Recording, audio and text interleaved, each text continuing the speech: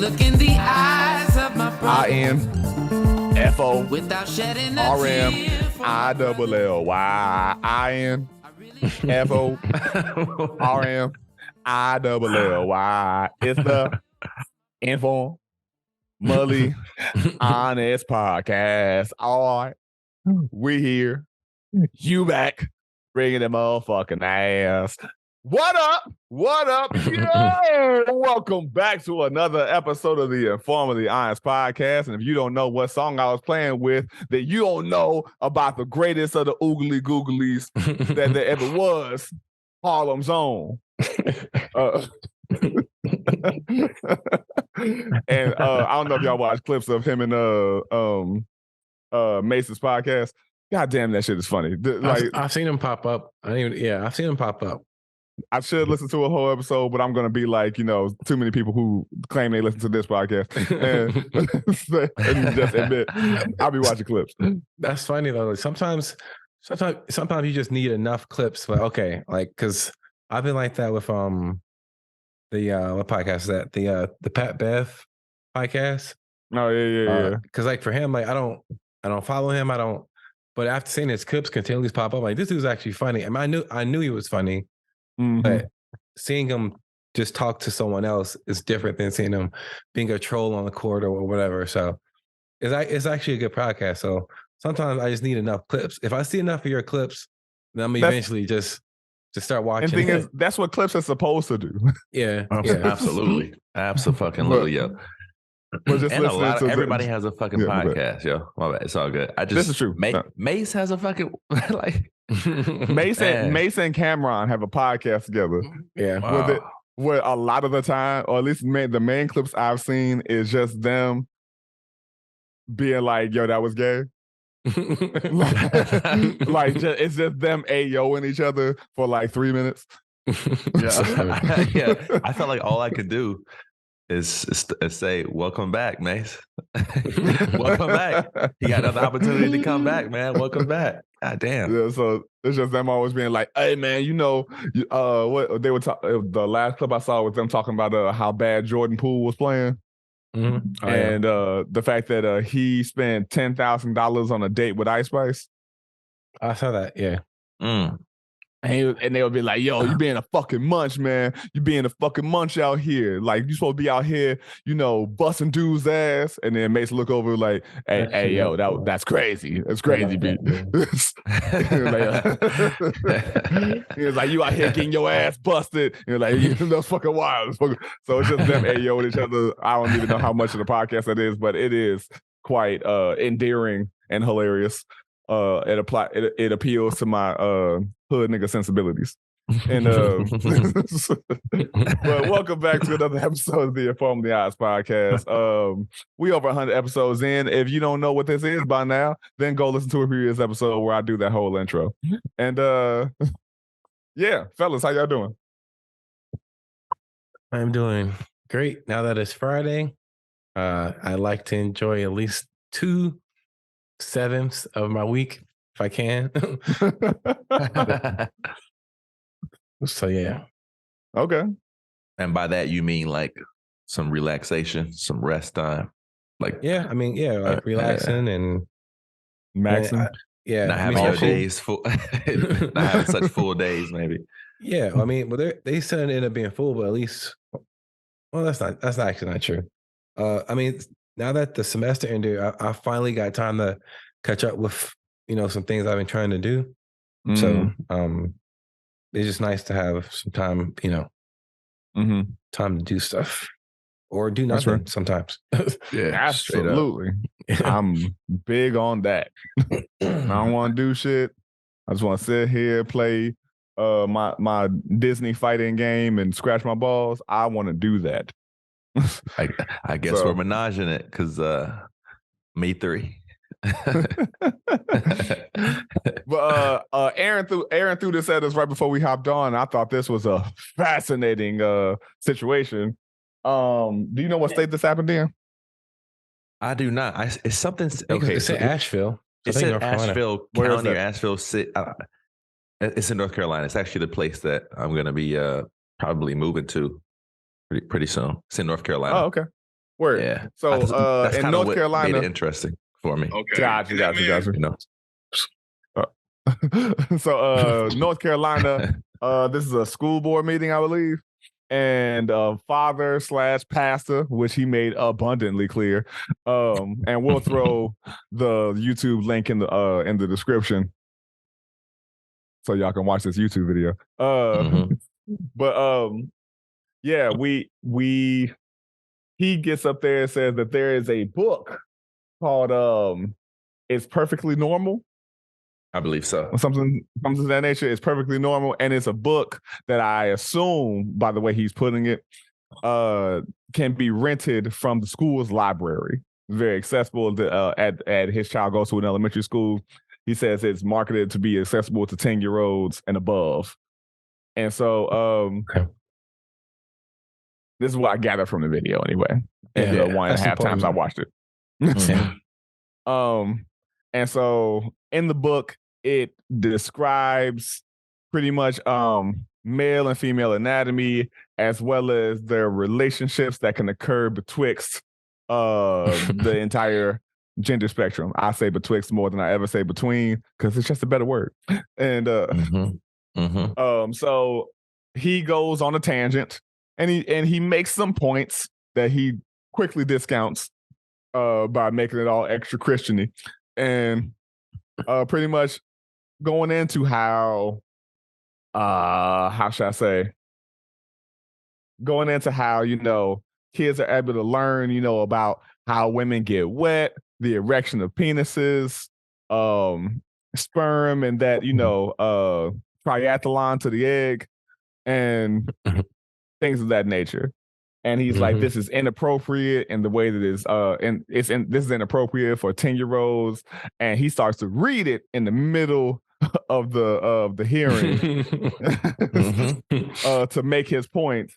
And the person on the school board stops him, saying that's inappropriate. And he's like, it's inappropriate to read in this meeting, then it's inappropriate for our kids to read.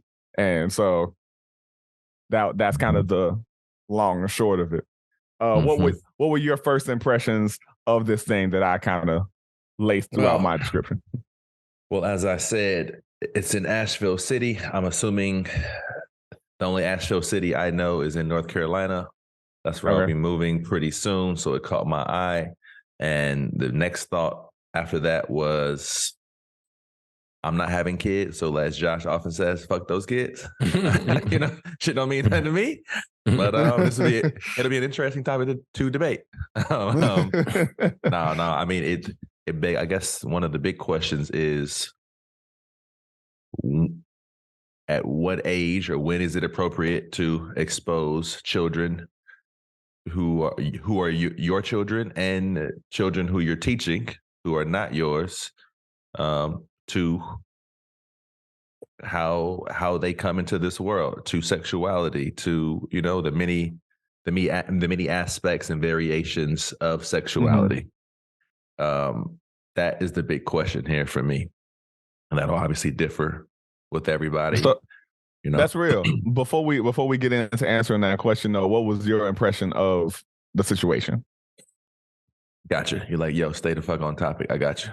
Answer my first question, motherfucker. Let me respond to your question with a question of my own. Yeah. So I've obviously thought deeply about said topic. Nah, man, I thought it was hilarious. I thought that he had some good points, but like you said, it's he's kind of going back and forth. He's losing points by like taking subtle shots at different political parties and clearly anybody who doesn't agree with him. You know what I'm saying? So, but I agree with a lot of what he said. Like I agree that if my main thing is this, and I'll let y'all go. If because we're on a phone call. It's a yeah. I'm gonna hit you back in a week, dog. I'm busy. You know what I'm saying? I'm busy. I'm busy dealing with this dude in Asheville who. No, it's fair. Why the fuck can't you talk about it in this meeting full of adults? Why is it inappropriate? But a 10-year-old could check that shit out of an elementary school library. Like that's an absolutely fair question. It sort of is. It is a fair question. But technically, I think that there's a time and a place. So if that board meeting was about anatomy, then that absolutely would be the right time for him to read that passage. Yeah. Or if a kid was, wanted to do some extra reading and they want to go to the library on their lunch hour and check that book out, I think that's also an appropriate moment. Now, that doesn't mean I agree with the book or or whatever. I'm just saying, I'm just being technical here. But my first, like you said, the question was your first reaction or thoughts. Yeah, your first impressions. Yeah. For one, I felt like I was watching my father, honestly. 'Cause I felt like that's something he would do. Maybe not at a board meeting, but like with the teacher though. Like he would go in and be like very stern in that manner. But still though, like I felt two ways about it. I felt like I definitely understand where the man's coming from. Just from my upbringing, I understand that there's a lot of people that think that way. My parents being two of them. So I get it. But on the other hand, it's like, but if this book is simply just trying to inform, it's not trying to persuade, even though I understand that a lot of Christians think that everybody is trying to just persuade their kids, even though no one's thinking about their kids. Literally ever. But I don't know. I get both sides of it. Completely get why somebody would be against it, but also get why the book exists and why it's available to kids. Because there are kids that are, 10 is not that young. Because at first I thought this is like 6, 7-year-olds, but okay, yes, it's still an elementary school kid. But these days, these 10-year-olds are coding and speaking in 2 languages. It's a different world. It just is. And that's just a fact. These kids are so much more knowledgeable at 10 right now than we were at 10 or when our parents were at 10. It's just, that's always going to be the case. It's like when their kids are 10, they're going to be like a little on another, just because that's just, that's just how humanity is. Yeah. We just learn faster. It progresses. It evolves. Yeah. Now that doesn't mean they have experience. It means they have knowledge and information without experience. Exactly. And elementary school. I think the book said it's geared towards 10 and up, but I don't know if there's any frisky 8-year-olds who are ready to jump into, jump 2 years up and get it cracking. But go ahead. No, go ahead. I'll let you, because it's a follow up to, so I'll let you get your base coat. Ready for the primer. I know nothing about painting. So my big thing inside of what was described is, I think, because I said my first impressions were what I said earlier, of points were made. I get the perspective regardless of whether or not I agree with it. Yeah. I do know this is a tactic that does get used a lot, especially in more conservative areas. And so I'm not trying to make it like, oh, this was a black father in a county, so yada, yada, yada. But I'm like, I've seen too many times where Republicans will get on Congress floor or stuff like that and be like, this book is available to kids, and it's a fucking Kama Sutra. And you're like, nigga, that ain't in nobody's fucking library. So it's like, I do. They can get an order in this process. That doesn't mean any kid is gonna actually go and get and so I couldn't make out whether or not, and maybe it's because I didn't hear it, or maybe I just missed it, whether or not his kid actually checked out this book. And then he was like, well, this is a fucking travesty. Let me go make a point of this. Or it only because it got into that point of, and he spoke against both, where he was like, some people these days are more Democrat than they are Christian. And I don't get none of my talk.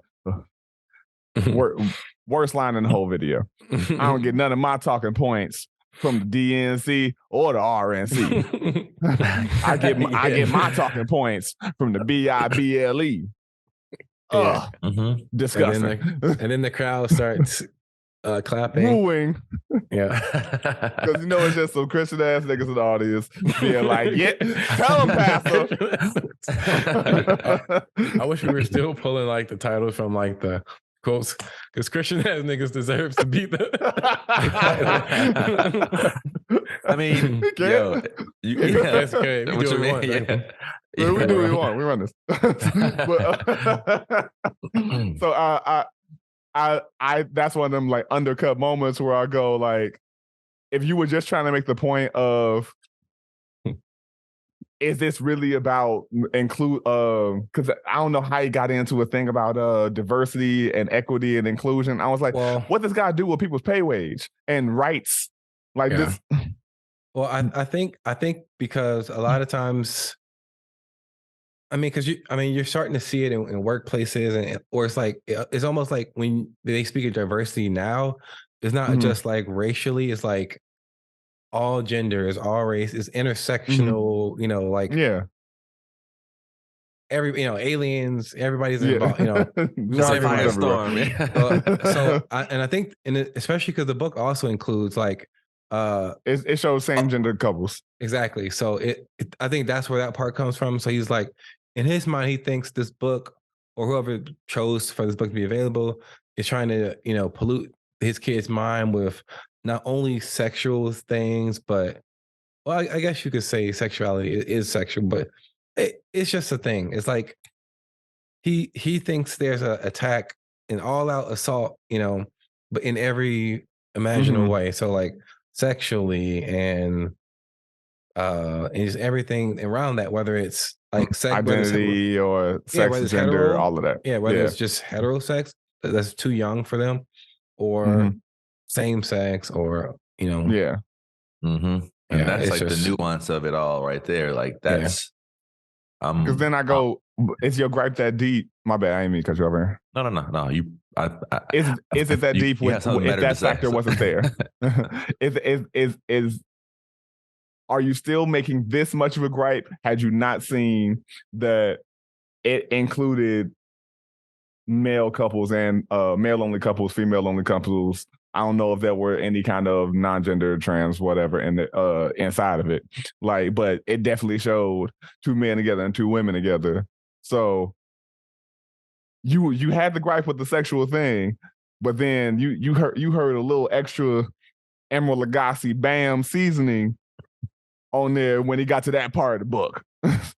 And that's when he got into the whole diversity and inclusion and equity, and people are more Christian than they people are more liberal than they are Christian. And I'm like, he's like, and there are two young men. It doesn't seem they're well endowed at all, might I add. but they are playing together on the playground naked. Brothers and sisters, do you agree? What did he say? He was like there's two male. They sold two women together and two a male and a woman and two men together. That is not perfectly normal. And I was like, wait, hold the fuck up. What are you talking about? That's what we're like. Okay, what is your real argument here? What is the point you're trying to make?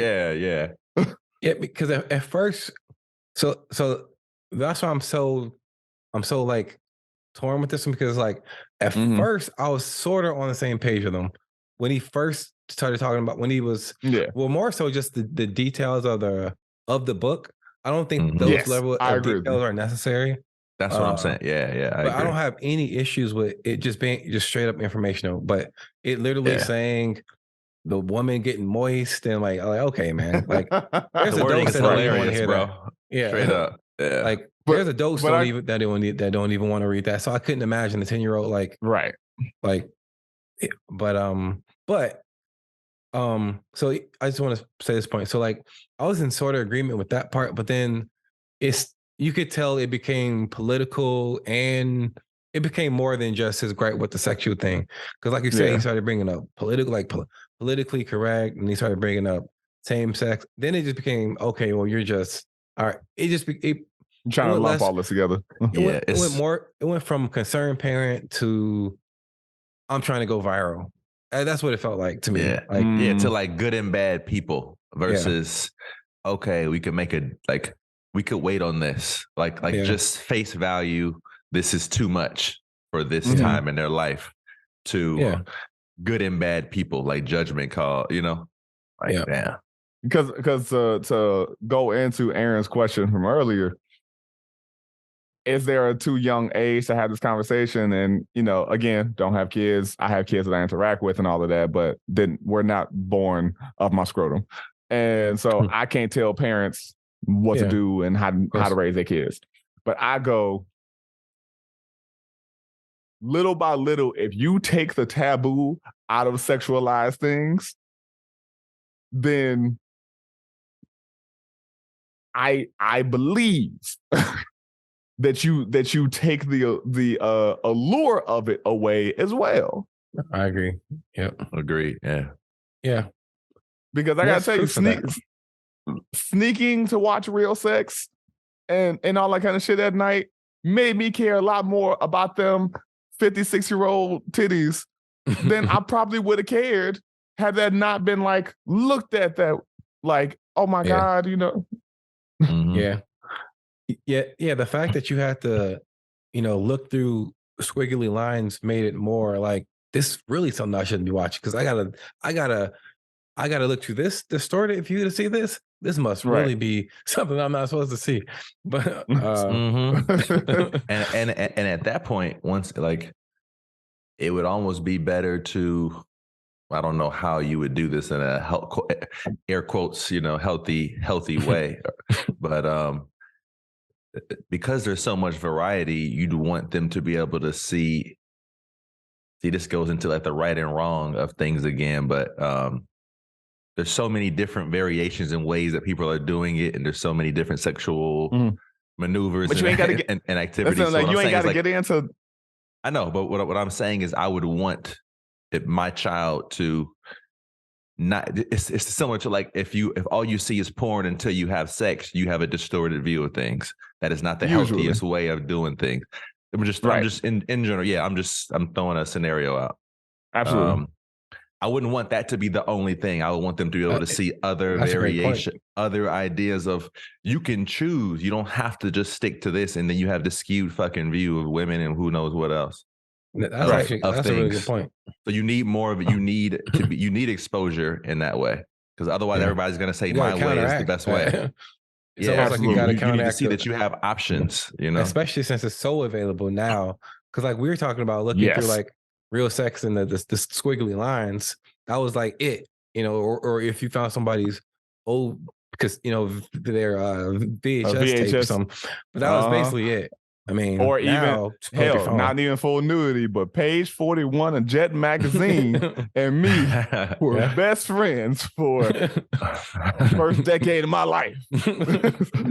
Yeah, man, I used to watch that. What's that movie with Halle Berry? Monster Ball. Monster Ball. I used to rewind that. Part so many fucking times. I'm like, man. And at some point, I was like, okay, I could do it better. But yeah, I really think beyond the conversations around sexual topics or sexual adjacent topics and all that kind of shit, I think if you just kind of pick at it where you go, oh, you don't need to know literally how everything works. You just need to know like, hey, Papa, like how a baby's made. Yeah. Look here, when you're grown, mom, a man and a woman get together and they do an act that only grown folks do, where they kind of fight, but they enjoy it. That's funny. and then 9 months later, babies come, and with that comes a slew of bills and expenses that they most likely can't afford. And that'll scare them for sure. And then a little later they're gonna be like, they're gonna have more questions, and you go like, hey, remember what I told you? Like sometimes men and women fight, sometimes men and men fight, women fight. And then sometimes if they fight a little too much or they fight somebody that they didn't really get to know first, then they get what's called the clap. And so yeah. And son, if you spend a little bit more time watching the women and women fight, you're not a bad person. It's okay. You're just like your daddy, man. It's okay. Sometimes it might be, two women and a guy fighting, or two guys. Sometimes they're fighting more than two people. Sometimes they have a brawl. Yeah. Sometimes it's like, I don't know, 8 on 1, and then they end up doing this all types of craziness.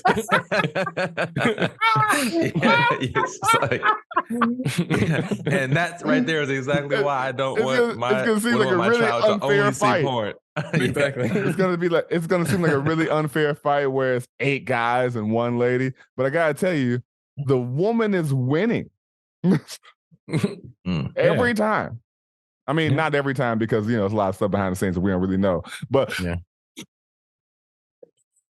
so but yeah, I just think that there's I just really think that I've never cared for the way the states treat sex in general. Agreed. I mean, it's I mean, is it safe to say that a lot of that is based on religion from so fucking long ago, and like it's a lot of religious your body, repression, denying sex, and all these things. Yeah, all this shit. Yep. I think it's a lot of religious repression, and that's not even exclusive to Christianity, even though a lot of the foundation of the states is on Christianity and Anglo-Catholicism. Yep. Anglican Catholicism rather. So yeah.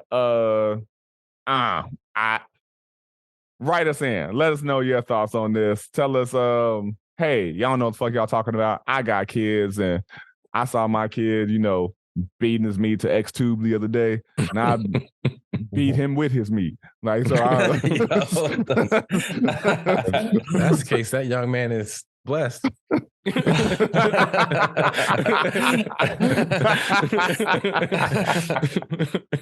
Yeah, keep going, kid. You know what I'm saying?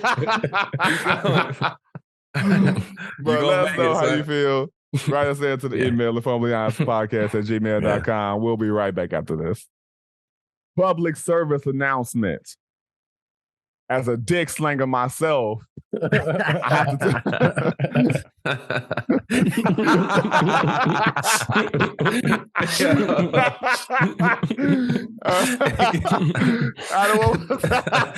that's Sim's laugh right there. No, it was, as a disclaimer, I'll explain later. It was based on what you said before you started recording. I figured. No. So I gotta say this, and this is not of personal experience, but conversations that I've had lately. Ladies, the same way that men are often told, you cannot apply tricks that worked on one woman to all women. That same shit applies to us. And if you know me, you know I hate generalizations, but I'm saying this shit in a general way. Cut that performative shit out. If you call me any version of Pappy, shut it down. I don't want to hear that daddy shit at all. I'm not your father. I'm not even praying for you. I ain't your father. Secondly, make your noises that are your noises. Oh, he preaching now. I know when I hit that bottom. And I know one or two sounds gonna come out when I hit that bottom. And that's either gonna be a grunt that you didn't know you could make, or ow. So when I hear any kind of I'm like, stop. or any of the typical porno. I hate porn voice. I've been watching porn for 32 years. I'm 34. I don't want to. I don't want to hear no that little teeth suck thing. Stop it. I know that's not real. You know that's not real. Make the noise that you're gonna make. It. If you a quiet bitch, be a quiet bitch. Get your cheeks clapped in silence. Or whatever that shit is for you, do you and tell that nigga how to hit your shit right so you get the shit that you need. Now, is that the shit I want? No. And I ain't gonna tell you what the fuck I like because you ain't asked that shit. But I'm saying in a general way, because Aaron that be telling all too many people that think they got the gawk $3,000 kind of shit. No, you might not. You might not have the grapefruit bitch sounds. Oh my God. But do what works for you. And if that motherfucker don't like it, find somebody who does. Y'all need to talk to each other. There needs to be a lot more sexual conversation. But I can't stand all this performative aspects to sex anymore because the shit's not genuine. And so I don't want to hear all of this shit about, men be trying to pull the same shit. He throw my leg to the side. I don't even like that angle. Tell that nigga. And if he too sensitive to hear that shit, he don't deserve your box. You're not Amazon. You can't just be giving boxes to anybody that try to put in an order. Find somebody to deserve your box. Me, I'm tearing that bitch up like it's Christmas morning. Yeah. And that's just me. That's a personal thing. So returning to the sex episode, love you. Peace. Welcome back. So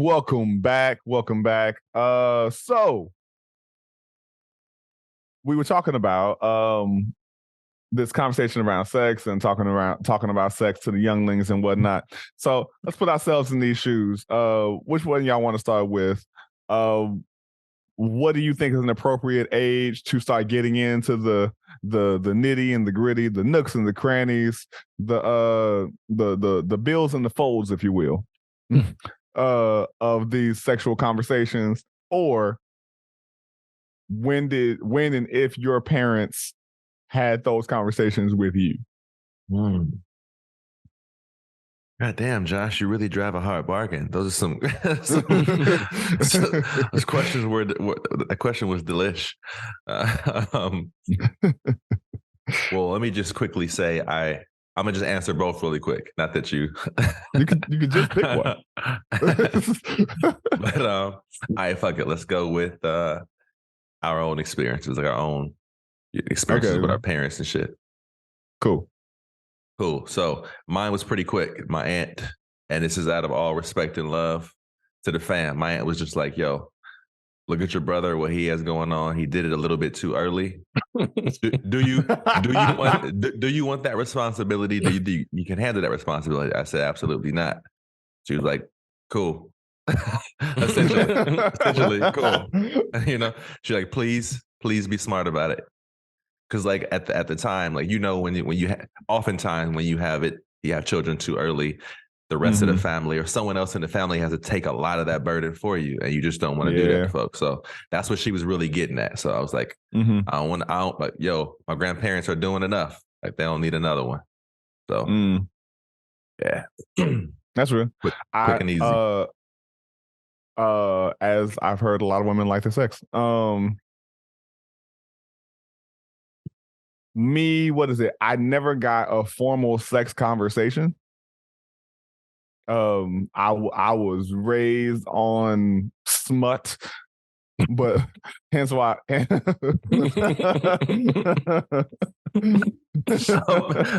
Please continue. Expand as long as you wish. You can have the rest of my time for any answers I might. What was it? I got exposed to, like, we're talking about like real sex and Jet magazine and music videos and porn. Like I got exposed to all that shit at a pretty young age. Hence why I get, and I also laugh at everybody that's like, that shit corrodes your mind. And it's just not good for kids. And I'm like, I think I'm a pretty well-adjusted person.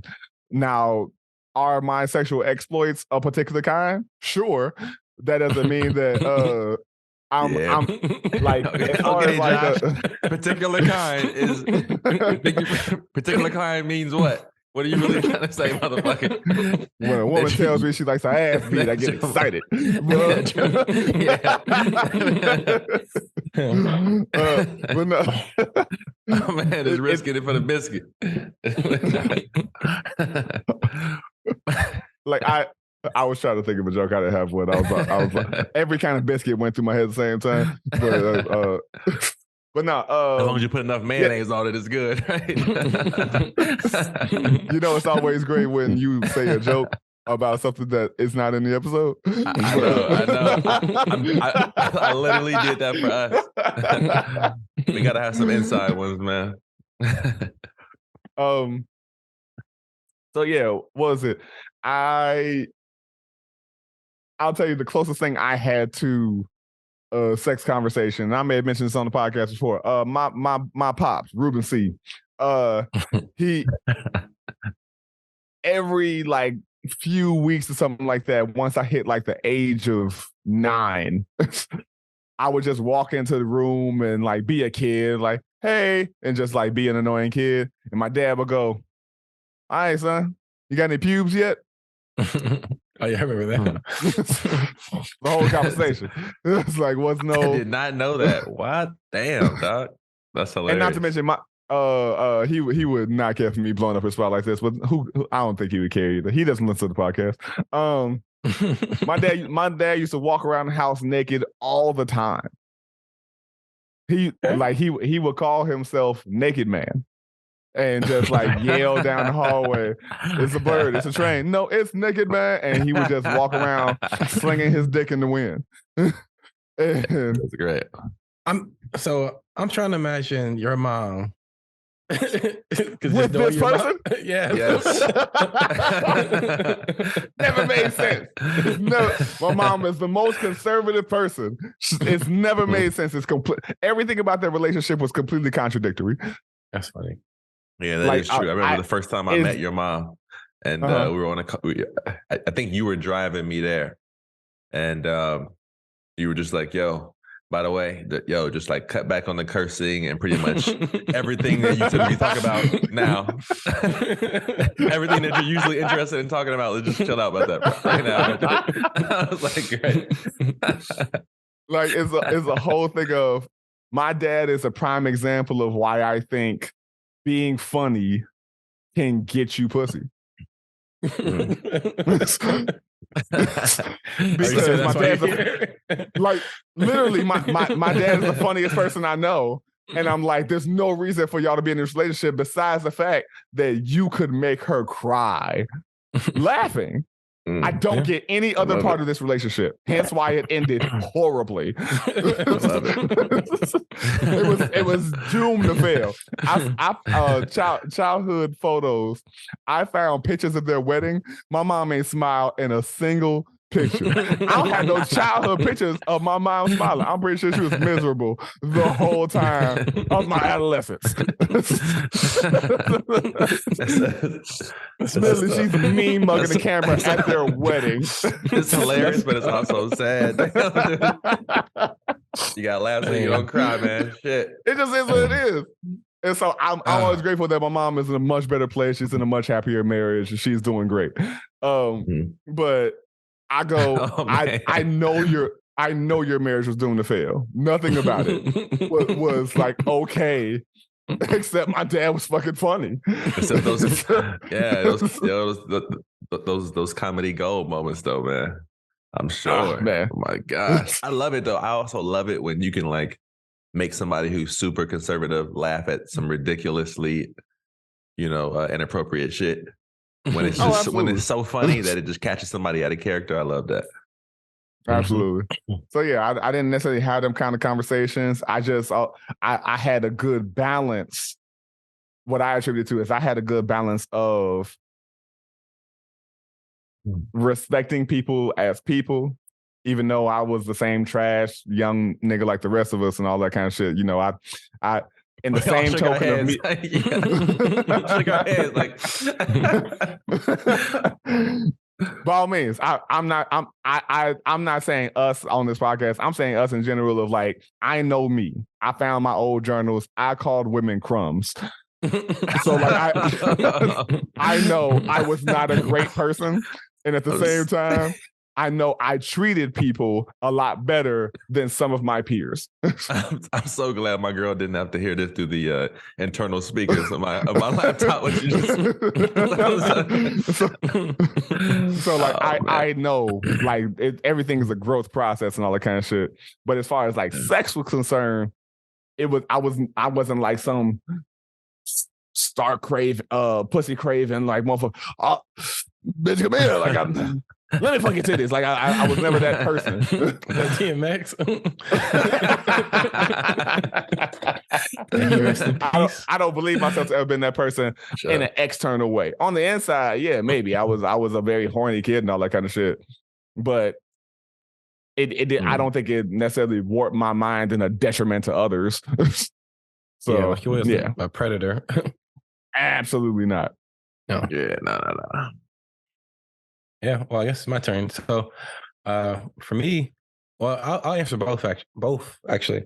So, for me, like me and my wife, Kirsten, whatever, we talk about kids all the time. Not all the time, but enough, for a couple that doesn't have them that wants them eventually. Okay. Even this late in the game, but she got like what, a year before she geriatric, like 2 years. But no, as far as that stuff, the talk goes, like, I mean, I think it depends on the kid. I don't think there's an age for it. I think we all mature. We all mature, differently. Yeah, I mean, it's just that we all mature differently. And there's some kids who can handle that conversation at age 8. There's some who can handle it at age 12, and it's just like. I think it just depends. But I do believe that parents should talk about that stuff. That stuff being sex, whatever, like, in different relationships. Of course, everyone feels differently about different sex relationships. So, and that's a tough one because it's like, if I don't even know anything, I don't know anything about a same-sex relationship. So who am I to even, the only thing I can say is that they exist.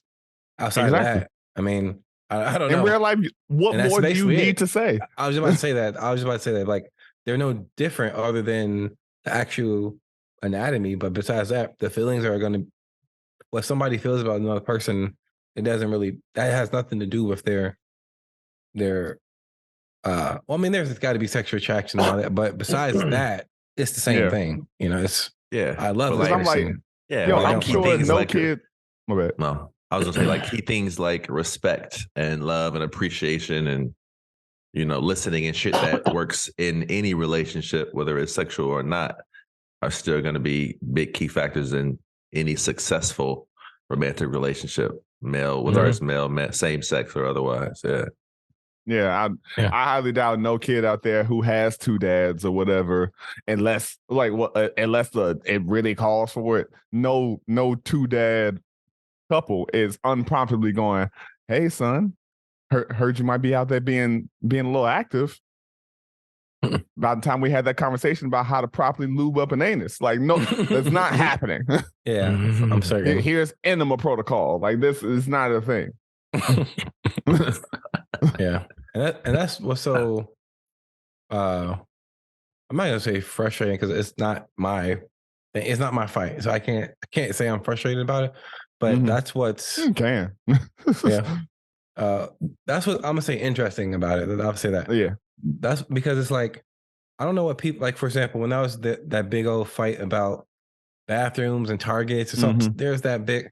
It's like, nobody, I'm not gonna say nobody, I'm sure it's happened at least once, but I'm sure it's not a common thing for whatever they were saying would happen. Like, some transgender person is gonna molest my kids. Like, you're like, honestly, statistically, you're more likely to molest your kids than a transgender person, you being the parent.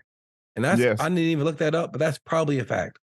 No, it's most sexual assault is men Yeah, in exactly. general. Yeah, and it's mostly somebody you know. It's most times someone in your family, and that is a fact. So Yes. and that was never even my argument in that thing. But now that I think about it, like literally, your a parent is more likely to molest their kids than some stranger in the bathroom, regardless of the gender, honestly. But Yes. because it's such a risky move in 2023, and it's like cameras. I mean, not that there's cameras in the bathrooms, but typically when you send, yeah, that we know of. But typically, like when you send your kid to the bathroom, like say it's a 9-year-old that you believe is capable of going to the bathroom by themselves, you're sitting there at the thing, like you're watching people come in and out. There's Right. some level of accountability, so it's not like I don't know. I think people think of the absolute worst thing that can happen, and then they will take that to like the town hall meeting and be like, because like you mentioned something about that guy, like did his child bring the book home or like I Yeah. don't know, but and it's not fair for me to do this, but I just have a gut feeling that this man went out of his way to look at the books available and like, yeah, this is the one. And I don't know that he did that. So don't quote me on that. But we do Now, know here's the people thing. go out of their way to do stuff like that. And That's that was my point. Is that I Yeah. don't like I can't recall whether or not I heard that his child actually got that book, but there have been too many times where people who just want to make a point about something go find a way to try to make the point regardless of whether or not it could ever happen. Yeah. Yeah. It's the same argument could be made about this whole thing of sexualizing shit that just ain't even sexual. Hence, drag queens reading books to kids, and I'm like, oh, is that like the shit grooming happening? and all that shit they were saying? Yeah. That's what they try to say would Is that happen. what they were saying? Is like, yeah, like trying to say like by exposing the kids to this, it's too confusing and all this other kind of stuff. And I'm going, how many of y'all actually know drag queens? How many of you have ever seen a drag queen in your life? Yep. Yeah. To make this a national issue. Yeah, like I feel like I'm pretty cultured. And I can honestly say the only time that I've really seen drag queen is when I've gone to something like when I was in Miami, when I lived in South Florida, we went to Miami and they were actually there was an event. So you saw drag queens. They always have events. There was a time when I was in Korea, I went to an event. It wasn't a drag queen event, but one of the performances was a drag performance.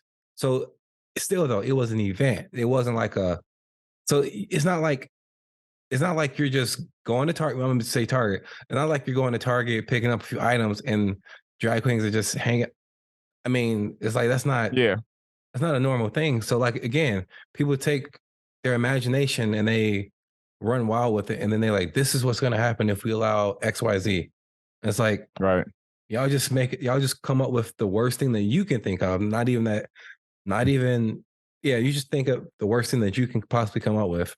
And you frame it like and I'm probably guilty of doing that. I'm probably, for sure. I know. Maybe there was a policy that was going to pass, and I hyped it up that it was going to, and nothing happened. But it's a human thing to do, and this absolutely you look for the worst case scenario. They'll try to, of course, hopefully not get to that.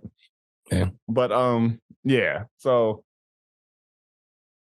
in the interest of Aaron's battery, let's try to wrap this thought up here. So what's your final thoughts on this situation, or just the subject that we're at now? Actually, not even the earlier situation, but to me, I think that more sex conversations need to be happening with kids, and especially young teenagers and up, because by the time they get to them teenage years where sex is available to them, it needs to.